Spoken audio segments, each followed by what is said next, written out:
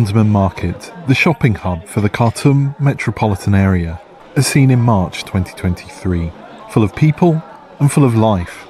Fast forward to September 2024, total devastation caused by almost 18 months of war in Sudan.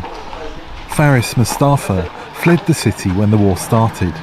He's returning to the market for the first time. صعب إنه تجيف الوقفة دي في الحتة دي من الاكتظاظ بتاع الناس. In the past, it wasn't easy to be here because of the overcrowding. All the shops were open. All the shops were filled with goods. All our mothers and sisters were here. I mean, the Sudanese community gathered here. Honestly, the war has changed us Sudanese. It's a test from God. هو امتحان صعب فالله المستعان وإن شاء الله الوضع. Since the war began in April 2023, the Sudanese government has barred entry to many international journalists. But in September, VOA gained rare access to Omdurman, which is now controlled by the Sudanese Armed Forces, or SAF. Gunfire and shelling can be heard directed towards positions in Khartoum, held by the opposing paramilitary Rapid Support Forces, or RSF, less than 4 kilometres away.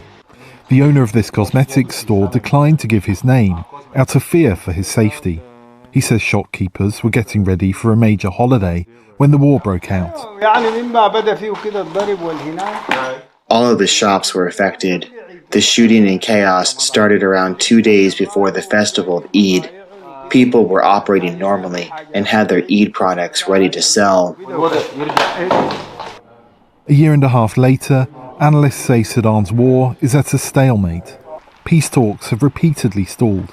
Rights groups and the US government accused both sides of war crimes. Just across the River Nile from here is RSF-controlled territory, which is inaccessible to most journalists. Those who have escaped say the destruction there is even worse. The UN says the territory is likely suffering from famine, the world's first in 7 years. But it's unable to confirm it due to lack of access. Mustafa says he just wants the war to end and life to return to normal for the people of Sudan.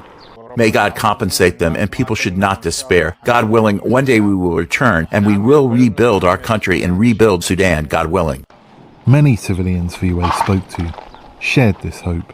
Henry Wilkins, VOA News, Omdurman, Sudan.